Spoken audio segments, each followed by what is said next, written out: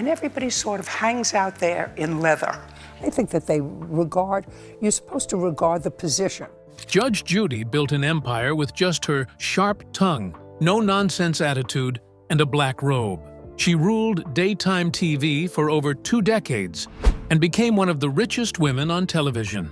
Millions watched her put people in their place with just one glare. But behind that tough image was a woman facing deep personal struggles. From a broken marriage to betrayal by close friends and public accusations that shook her image, her journey hasn't been as perfect as it looked on screen. Join us as we take a closer look at Judge Judy's rise, fall, and lonely reality today. Brooklyn beginnings and big dreams. Judge Judy was born Judith Susan Blum in Brooklyn, New York. Her family had roots in German and Russian Jewish traditions. She often spoke warmly about her parents. Her dad, Murray, was a dentist, and she once called him the greatest thing since sliced bread. Her mom, Ethel, worked as an office manager and was what Judy described as a meat and potatoes kind of gal. She graduated from James Madison High School in 1961 and then studied government at American University in Washington, D.C., earning her degree in 1963. But she didn't stop there. She went on to New York Law School and became a lawyer in 1965. After passing the New York bar exam, she worked for a cosmetics company as a corporate lawyer. But that job didn't bring her joy, so she quit and focused on raising her children, Jamie and Adam. In 1972, she heard from a friend about a job as a prosecutor in the New York family court. That role suited her much better. She stepped into the courtroom and found her voice. In 1982, New York Mayor Ed Koch noticed her sharp attitude and made her a judge in the criminal court. Just 4 years later, she became the supervising judge for Manhattan's family court. She earned a strong reputation fast. Some called her tough or harsh, though she didn't like those labels. But one thing was clear: she didn't play around, and that bold personality would soon catch the attention of millions. From the bench to the big screen. In 1993, the Los Angeles Times wrote an article about her. The story was inspired by writer Josh Getlin's wife, Heidi, and both of them played a big role in Judy's rise to fame. She later appeared on CBS's 60 Minutes, and that segment made her known across the country. People liked her direct way of speaking and her strong courtroom presence. The attention led to her first book in 1996 called Don't Pee on My Leg and Tell Me It's Raining. That same year, she retired as a family court judge. But her career wasn't over. It was just about to change forever. In 1995, Judy was offered a chance to star in her own courtroom TV show. She accepted. Judge Judy hit TV screens on September 16, 1996. The show featured real small claims cases and real decisions. Viewers instantly loved it. She brought her real-life bailiff from family court, Petrie Bird, known simply as Bird, along with her. He would become the longest-serving bailiff in courtroom TV history. Over the next 25 years, Judge Judy became a giant in daytime TV. The show brought in 9 to 10 million viewers every day, and often had higher ratings than even The Oprah Winfrey Show. From 2009 until it ended in 2021, it was the #1 daytime show on TV. People loved how fast Judy handled things. Writer Brendan Kerner once said viewers enjoyed seeing wrongdoers publicly humiliated by a strong authority figure. They didn't want complex legal battles. They wanted Judge Judy's firm rulings, and they got exactly that. In a 2013 Reader's Digest poll, Americans said they trusted Judge Judy more than all 9 justices of the U.S. Supreme Court. That's how strong her impact was. She became part of pop culture, appearing in skits and being referenced in shows like The Simpsons, Will and Grace, and Saturday Night Live. In 2003, VH1 listed her among their 200 greatest pop culture icons. But Judy wasn't just famous, she was also becoming incredibly wealthy. Big paychecks and big pressure. Judy's success came with massive paychecks. By 2005, she was earning $25 million per year. In 2007, her net worth reached $95 million, and she was listed as one of the richest women in entertainment. In 2008, her salary jumped to $45 million. But even with all that success, Judy once considered retiring in 2010. Her contract was due to end in 2014. She said, "I think 2013 would be a nice time. It's nice to leave on top." Yet, she kept going. In 2011, during a taping of her show, she fainted and was rushed to the hospital. It was later revealed she had suffered a mini-stroke. Luckily, she recovered quickly and returned to work. That same year, CBS extended her contract again, this time giving her $47 million a year. Since she only filmed 52 days a year, this meant she was earning over $900,000 per workday. In 2017, Forbes reported she earned $147 million before taxes, making her the highest-paid TV host at the time. Judy once joked, "You want the Emmy or you want a job?" after going 14 years without winning a daytime Emmy. In 2013, she finally won her first. The show would go on to win again in 2016 and 2017. And in 2015, she was placed in the Guinness World Records as the longest-serving TV judge in history. But even legends have limits. Judy later admitted her frustration with CBS and the network's choices. She also faced lawsuits, including one from Rebel Entertainment. So in March 2020, on The Ellen DeGeneres Show, she said the 25th season would be her last.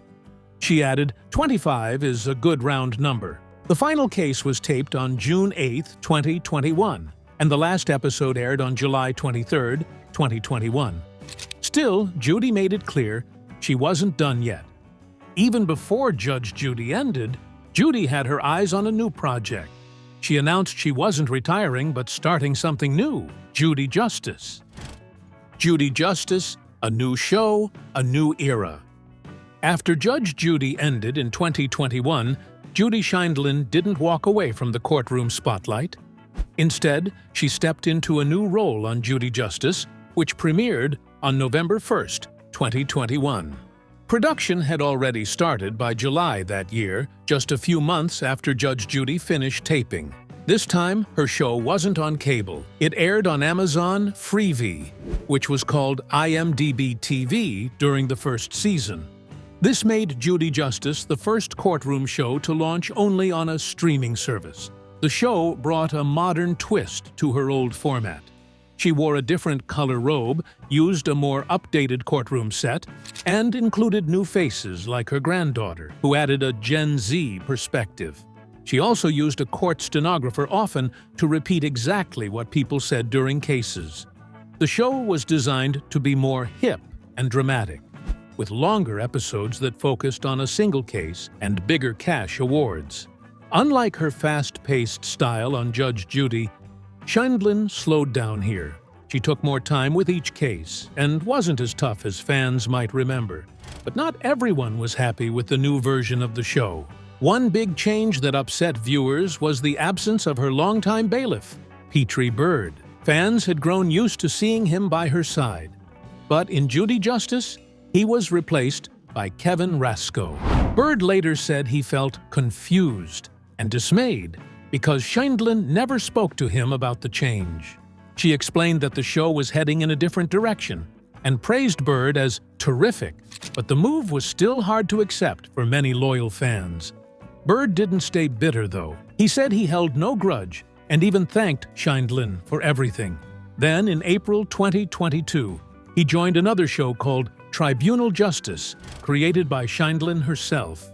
That show featured two former hot bench judges and Sheindlin's own son, Adam Levy. Even though Judy Justice didn't get the same high ratings as Judge Judy reruns, it still made history. It became the most-watched show on IMDb TV in terms of streaming hours and was renewed for a second season, which began on November 7, 2022. Sheindlin even won a Daytime Emmy for the show, making her the only TV judge to win the award for 2 different courtroom shows. But Judy's life wasn't only about court shows. She had many other projects and made big media appearances over the years. Media moments and behind-the-scenes appearances. Scheindlin has always been a well-known face beyond her courtroom shows. She's been interviewed on countless programs like Entertainment Tonight, The Ellen DeGeneres Show, Larry King Live, Good Morning America, and The Wendy Williams Show. One moment fans remember was in 1998, when she surprised audiences by appearing on Saturday Night Live. She interrupted a skit that was making fun of her, showing she had a sense of humor. That same year, she made a cameo in the TV movie Chips 99, playing herself in a courtroom scene. She also served as a judge for the Miss America pageant in 1999. On February 21, 2000, a 1-hour documentary called Judge Judy, Sitting in Judgment aired, sharing her personal story. In 2008, she appeared on Shatner's Raw Nerve, and in 2009, she gave a 2-hour interview to the Archive of American Television. Over the years, she has told her story many times, like during a 2013 interview with Katie Couric at the 92nd Street Y. She shared new details about her life and her time as a family court judge. In 2014, Scheindlin started her own production company called Queen Bee Productions. One of her biggest projects through this company was Hot Bench, a courtroom show with a twist. It had 3 judges instead of 1. Judy got the idea while watching court in Ireland with her husband. She said, "We watched a 3-judge bench, which I found both fascinating and compelling." She quickly turned that idea into a show, choosing 3 strong personalities for the panel: Patricia DeMango, Tanya Acker, and Larry Bachman. Bachman was later replaced by Michael Corriero. The show became a hit in its own way, and was also produced by CBS and Randy Dothit, just like Judge Judy. In 2016, it was announced that CBS was working on a drama series based on Scheindlin's life. The show, called Her Honor, would follow a young judge in New York who was great at work but had a messy personal life. Scheindlin was listed as an executive producer. That same year, she created a short game show called Eyewitness, which ran for 6 weeks in 2017. The game tested people's ability to remember what they saw in video clips. In 2017, she also appeared on the Fox News series Objectified, where she gave a deeper look into her personal and professional life. But not all media attention was positive. Rumors, lawsuits, and a tough public image. In 2017, the National Enquirer published false claims about Scheindlin. They wrote that she had cheated on her husband and had brain damage and Alzheimer's disease. They also said her daughter Nicole had a criminal record. The magazine later apologized publicly for printing these lies. Still, the damage was done, and it was a reminder that even strong women like Judy can be hurt by rumors. That same year, she made an appearance on Curb Your Enthusiasm. The show copied her courtroom style for a sketch that looked and felt just like a real Judge Judy episode. The set, the music, even the voiceovers were spot on. In 2018, she appeared on Norm Macdonald Has a Show on Netflix, continuing her run of high-profile appearances. Through all this, Judy never stopped pushing forward. She used her fame not just for herself, but also to help others, giving back and staying strong. Judge Judy has always been proud of her strength and success. She was the only woman in her law class. She became a corporate lawyer by the age of 23. She was known in family court for being serious and hard to shake. And she led Judge Judy, the most successful courtroom show in TV history. But beyond the cameras, she's been doing important work in her community. Along with her stepdaughter, Nicole Scheindlin, she started a program called Her Honor Mentoring. This group helps young women find confidence, and explore different career paths. It teaches them how to prepare for today's working world. In 2017, she also opened a debate space at the University of Southern California. It's called the Schindlin Forum. Judy wanted a place where people could share different ideas freely. She once said, "When one searches for the truth, one should be armed with all available information. A closed mind is a dangerous thing." Her voice carried not only in court, but in society. She also wrote books that gave advice and told parts of her life story. In 2013, she released What Would Judy Say?, a grown-up guide to living together with benefits. The next year, she followed it up with What Would Judy Say? Be the hero of your own story. She's received many awards for her work, including honorary doctorates, a Distinguished Alumni Award from New York Law School, and the Woman of the 21st Century Award from Cedars-Sinai Hospital's Women's Guild. In 2020, she even joined the campaign trail. She supported Mike Bloomberg for president and went on a bus tour across the southern U.S. Her message was clear: it's the most perfect country in the world, and those people that are trying to change it and revolutionize it don't have a chance, because I'll fight them to the death. Strong words. But Judy has always been strong. She's shown it in her work, her life, and the way she stands for what she believes in. And now, even as she ages, that same strength still shines through. But what about her personal life? It turns out that too has been a rocky path. Her first love and first divorce. Judge Judy's first marriage happened when she was just 20 years old.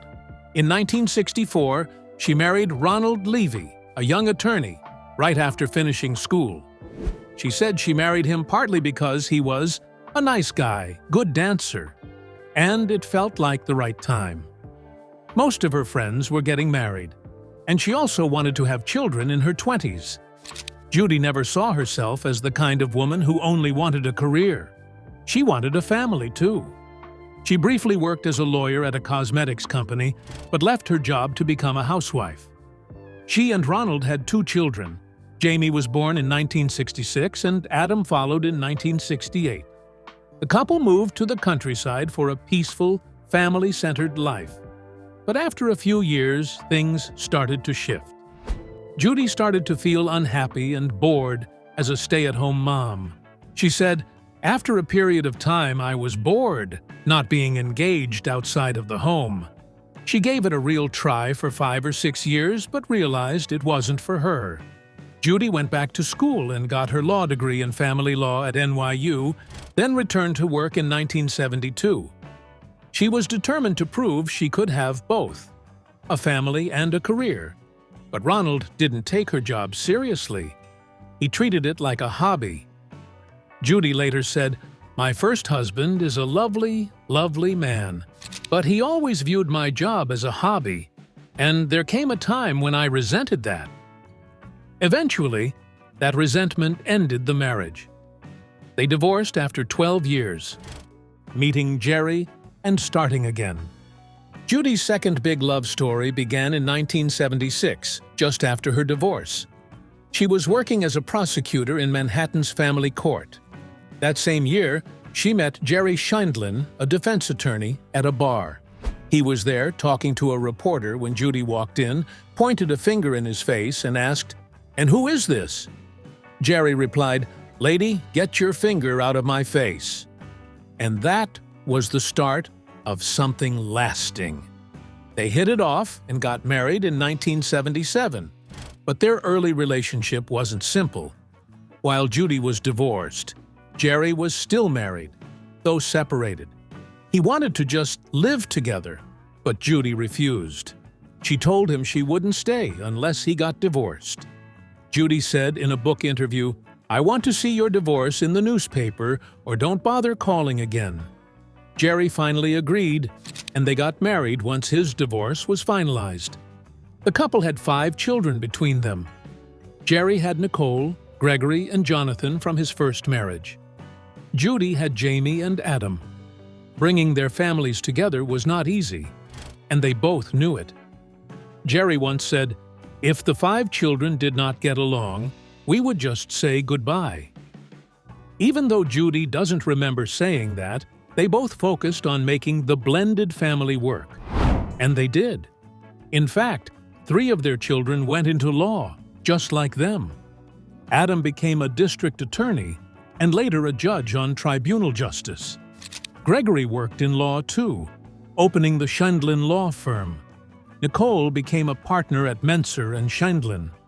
Their other children, Jamie and Jonathan, chose different paths. Jamie stays out of the public eye, and Jonathan became an eye doctor. A divorce, a second chance, and a new wedding. Judy and Jerry were happily married for many years, but in 1990, life took a hard turn. Judy's father, Murray Blum, passed away, and she took it very hard. She needed emotional support and looked to Jerry for help, but he didn't know how to give it. Judy said, "I wasn't asking for anything unreasonable." And he wasn't being unreasonable, saying that he really didn't know how to do that. She was overwhelmed with grief and wanted Jerry to take care of her, just for once. But he had lived his life a certain way and couldn't step into that role. Their communication broke down. Judy gave him an ultimatum. She told him if he couldn't handle it, she would divorce him. Jerry challenged her, so she followed through. She said to me, "If you can't maneuver this, I'm going to divorce you." And I said, "Oh yeah? I dare you." And the next day, I got divorce papers. They officially divorced in 1990. But it didn't take long for them to realize it was a mistake. Jerry said he missed her presence during their separation. Judy missed him too. After a bad date, she was happy when he reached out. They started spending time together again, and their love rekindled. Even though Judy knew Jerry hadn't changed, she accepted him for who he was. Their bond grew stronger, and Jerry said, "Suddenly I said to her, 'This is silly. I'm uncomfortable being with you all the time and not being married to you. Let's get married again.'" Since they both worked in law, getting remarried was quick and easy. They got a same-day marriage license and had a simple ceremony officiated by a friend who was a Supreme Court judge in New York. The secrets to their long-lasting love. Judy and Jerry's marriage has had its ups and downs, but today they stand strong as each other's biggest supporters. Their problems in the past came from a lack of support and miscommunication. But over time, they learned how to be there for each other. When Judge Judy became a hit in 1996, Jerry had no issue standing in her shadow. He said, "I think that behind every great woman, there is a man." And Judy supported Jerry's own rise when he joined the People's Court as a judge. "She is the one who told me I should do it," Jerry said. One thing they both agree on is the importance of staying physically attractive for each other. Judy once said, "You know, if you fall instantaneously for somebody, that means there's a physical attraction."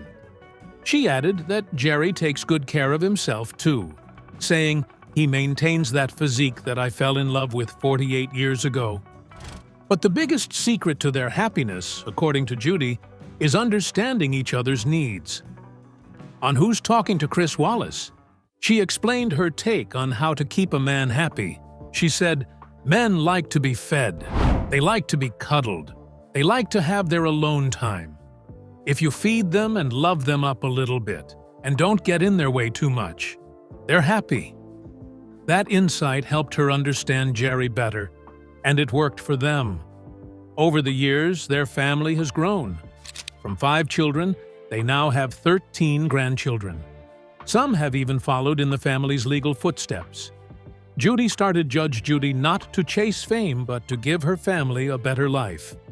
She said, "I was hoping we would have a 3 or 4 year run, and that my husband and I would be able to afford a 2-bedroom apartment 1 block off the beach in Florida." She didn't expect the show to last 25 years, but it did. And now she shares her legacy with her granddaughter, Sarah Rose, who works with her as a law clerk on Judy Justice. The Dark Side of the Courtroom. While Judge Judy ruled daytime TV for over 2 decades, the show was not free from controversy. Several former staff members came forward and accused the show's producers of creating a toxic workplace. According to Business Insider, there were claims of sexual harassment, verbal abuse, and even unwanted touching. Some women said male producers made inappropriate comments toward them.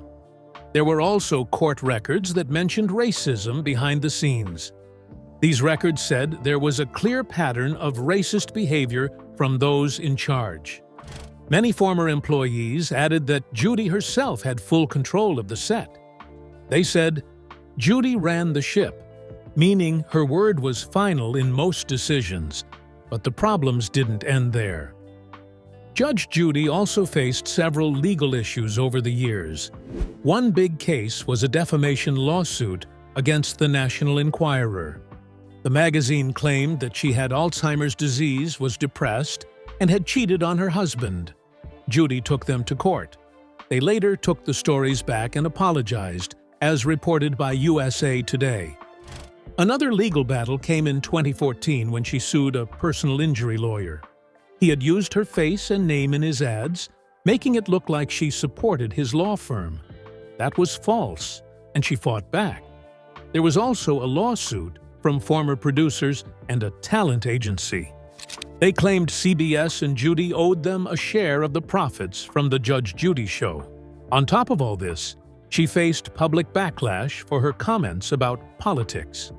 She criticized Manhattan District Attorney Alvin Bragg over his case against Donald Trump. Some people praised her for speaking out. Others said she was crossing a line. There were also critics who felt her tone on the show was classist. They said she often scolded poor people and asked personal questions that had nothing to do with the case. Others pointed out how some of her past writing included stereotypes about black people, like the harmful welfare queen and super predator labels. These controversies followed her even into her newer projects. New shows? Old questions? When Judy launched Judy Justice, many fans were excited. But one thing bothered a lot of longtime viewers. Her famous bailiff, Petrie Hawkins Bird, wasn't part of it. He had worked with her for over 20 years.